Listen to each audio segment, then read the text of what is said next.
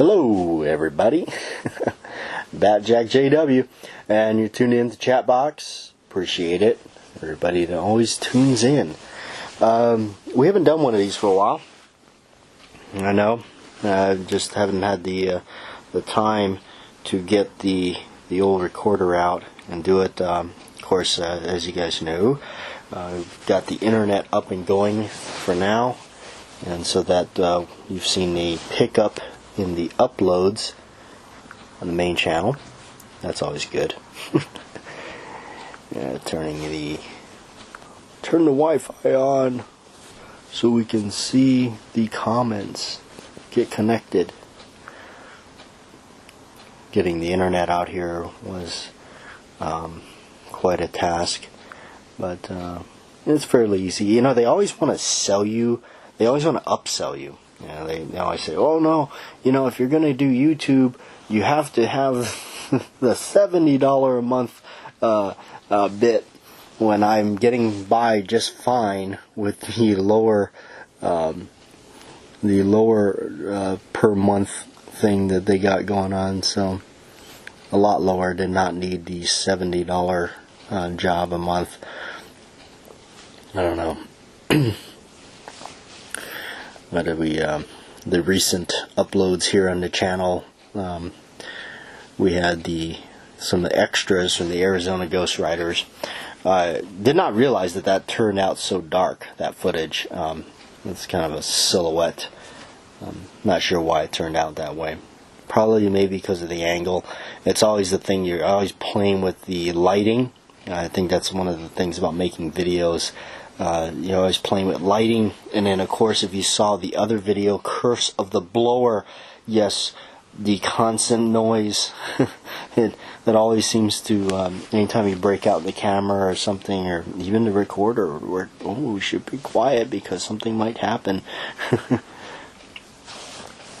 Then what we got on the main channel, which been popping out quite a few videos.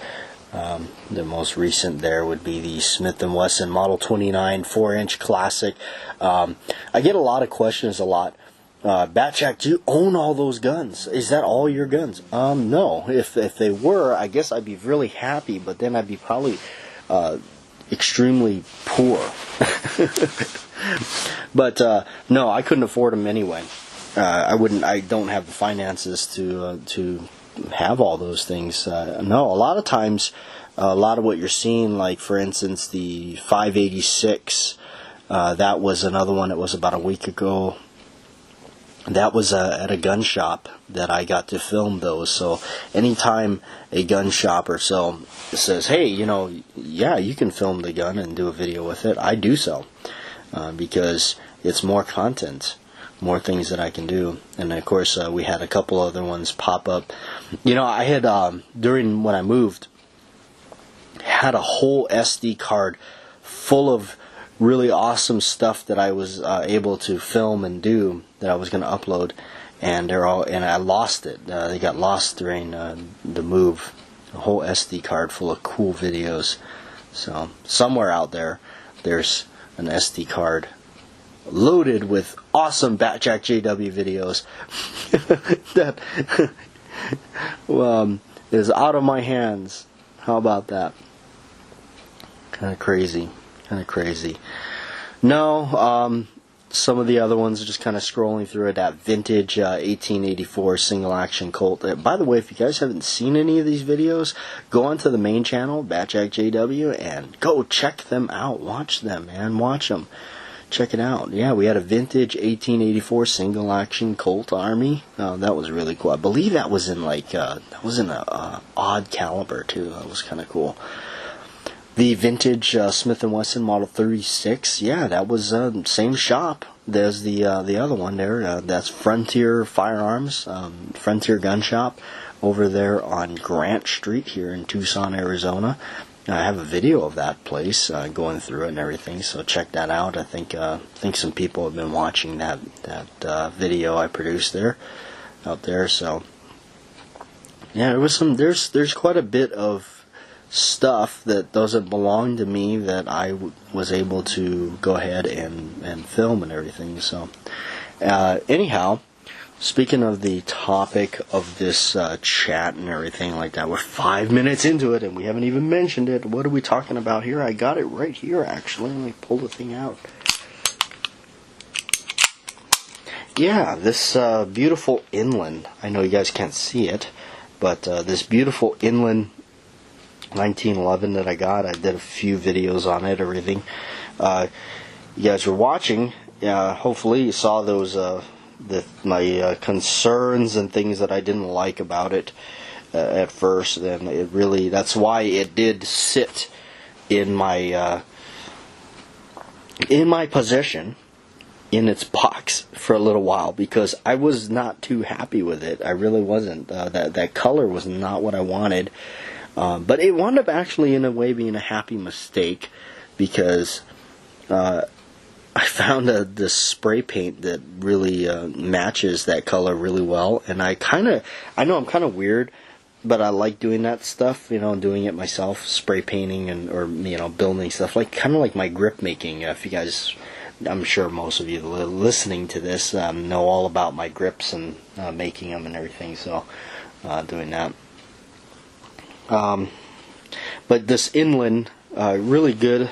Like I said, what did it for me with the inland was the roll marks on the slide. The fact that they put those patent dates on it and really went and tried to duplicate the World War II markings on the other side on the frame, and that would be on the right side of the gun. It actually, has the inland manufacturing, Dayton, Ohio, and then a little bit further beyond the on the frame there, it says 1911 A1 Government, which is cool. Again, so nobody really has done a 1911 World War II that's pretty darn close. The only company, obviously, would be, come on, and they ought to, because they're the company that made them, Colt.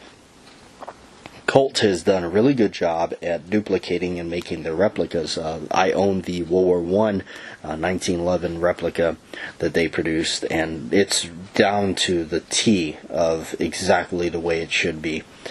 And they also have a World War II replica, and if I ever find one of those and I have the money and it's a decent price, I will snatch that up, because it's an awesome replica. I just love the World War II, but it does get to the point where you ask yourself, the replica costs almost as much as the real thing. So that's where it gets me, like, why not just buy the real one? But and the other thing is sometimes I buy a lot of stuff without intentions of shooting it. Most of the collectible sake. I have shot some of them for the sake of videoing. YouTube videoing, like the World War II 1911. I got a Remington Rand. I actually don't shoot that very often. I do shoot it from time to time, but mostly it's just like I've only shot it mainly for the video's sake. Other than that, I don't shoot the thing. I have other 1911s that I can shoot. I'm just not into working that pistol. Doesn't need to be. It's just I like it for what it is. I almost consider myself more of a collector and for sake than a shooter, which is weird, right? Maybe not. I've collected a lot of guns for the sake of just the collection of it. Just like I own guns I've never shot. if you can believe that, that's true. The Colt Detective Special, never shot it. The 6-inch barreled Python that I got, never shot that either. Shot the 4-inch because I kind of bought that to shoot. Really, it has a little muzzle wear. Definitely been carried and definitely been shot. So I do shoot that from time to time. But there's no real reason to really shoot those guns. And I'm starting to find myself in that category where it's like, like the Python prices and how they've inflated. I know we're just like kind of going over the same topic as we've done on this channel more and more and more. But I don't like it when the prices have gotten so inflated, and it surpasses what the gun really is worth, far as like shootability. If you really want to cut down to it, a brass tacks of like, really, I mean, does the Colt Python shoot any better than a, $600 or $700 Smith and Wesson? No. But it's, a lot of it times it's just the prestige or, the Colt Python. I think it's overrated myself. I think Colt Pythons are, quite frankly, very overrated. I wouldn't buy one today for the prices that they're going for. I just don't think it's worth it. That's just me being brutally honest with you. I do not think the Python is worth over anything what I've paid for them. When I bought mine, which was not very long ago, but they were definitely a lot lower prices than they are now, by at least $1,000. Kind of crazy, especially when I go out here and I see the prices from them. I'm like, wow, really? That's how much they were? It's like, wow. Especially gun shows. So, I know, don't worry, we're going to still talk about the inland. I wanted to touch on a lot of other things too. It's like, living out here, my thoughts, like I've had the question come up here and there. Do I miss Hawaii? Do I, yeah, of course. Of course I miss Hawaii. Hawaii is my home. It always will be my home. And I miss it a lot. I miss my friends. In a lot of sense, I do miss the fact that, my whole lifestyle, everything before I moved, it was not bad. I really, now looking at it, it's like, I had a pretty decent job that, kept me afloat. A lot of times too, you got to ask yourself, it's like, man, yeah, you do need a job that pays,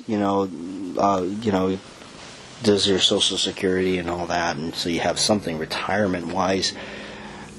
But man, sometimes you look at it and it's like, man, I'm spending my life working for some place I don't want to be. That's, I guess, a catch-22. You got to. My job in Hawaii, my shop that I worked at, unfortunately didn't pay those things. But it was still fun. It was still a great deal. Trying real hard to keep pushing on out here. I really am. My friend said, she told me, she goes, well, the first year is always the hardest. And I said, yeah, you're probably right, because it's been rough for me. I'm not going to lie. There's been so many times where I really just want to go home. Pack up my bags and just go home. And go see my friends and hang out and do the same thing I was doing. It's like, yeah, there's not much to do there, but what there is to do with my buddies and stuff from back home certainly means a lot to me. I miss them. I miss you guys. And my friends there, I've known them for many, many years, long time, very long time. So. But this inland, again, I guess I'll nitpick, but the sights are spot on. The hammer is really good. I like that wide spur hammer they put on there, beaver tail, everything is correct. Even the thumb safety is correct. But the trigger, I wish they would have put the short trigger in there, and they kind of put a medium-sized trigger in there. The ejection port or wall is not lowered like they are in the modern ones. It's high, so at least they got that, put that in there correct. The barrel hood, of course, where the ejection shows, I blued mine because it's more correct that way. It comes polished metal, which is just, in layman's terms, I guess, like how I am. It's just silver. It sticks out like a sore thumb, if you ask me. That's one thing, you watch, the movie Gran Torino. I love that movie. I love it. It's just he carries that 1911, and it's like a World War I style 1911. But it's got that shiny barrel hood popping up right there, the ejection. It's like back then they didn't have that, really. At least the ones I've seen in the photos I've seen, they didn't have that. So, it's like, I don't know. I wish that there was companies that would do the right way and do it right. And even my World War One replica of the Colt, they blued the barrel hood. They really did. You go back and look at the videos on it. It's done right. And so, like I said, even when I was talking to Inland, the guy was like saying, "Well, we modeled it after an authentic one we have." They said it was Ithaca, and it's like, well, if you really did, why wasn't there certain things that were done correctly? But no, it's cool. I've always liked the plain Jane style of it, the brown grips, the plastic brown grips, and just everything, the sights and everything. But I'm happy with the gun. I'm not dissatisfied anymore. I painted it. It looks awesome. It looks like the way I wanted it to look. Of course, it's all my modifications I've done to mine. So it'll just have to remain that, and that's kind of neat. It's kind of like my Rooster shooter. I wasn't happy with the finish on it because it would rust all the time. So I rusted it myself and rust blued it, I guess you call it. So it kind of became my own type thing. So that's fine. That works. So I hope everybody had a good Thanksgiving. I did. I went over to Sky, met down here working at this haunted house. It's mostly volunteer, but I it's been a fun experience to do something like that. And so he and I became pretty good friends, and he welcomed me to his home for Thanksgiving. So I went there, hung out with him, which was pretty awesome. He's a pretty good guy. So just keeping things rolling that way. And so I guess I'll let you guys know, since you've stuck with me for 17 minutes. How about that?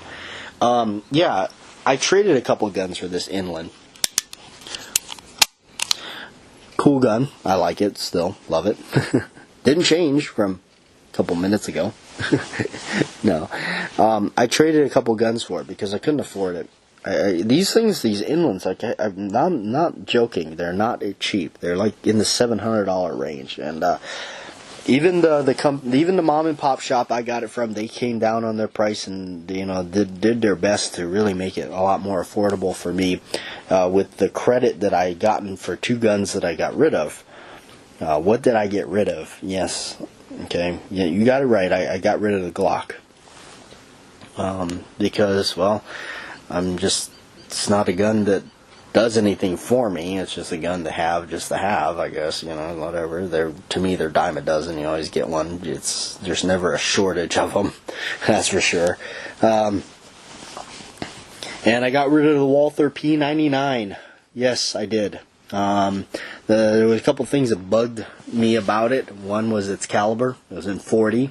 I don't like the 40.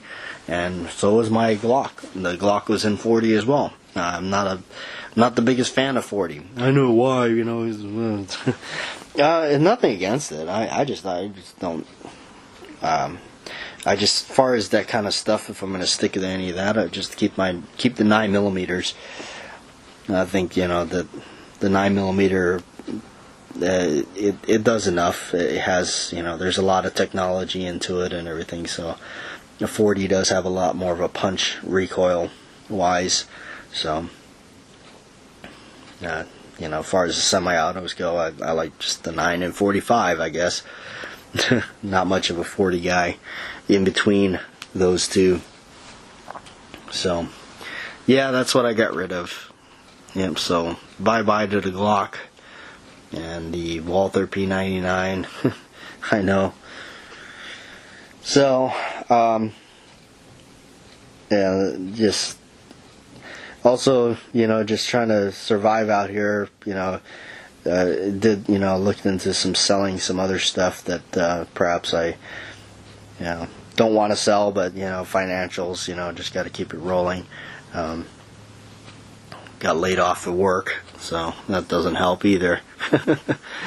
That's okay. Keeping the head up and keeping going, and so we'll see where it turns and where it takes us. So Anyway, well, thank you for tuning in. Thank you for listening. I'm batjac JW, and that is Chatbox.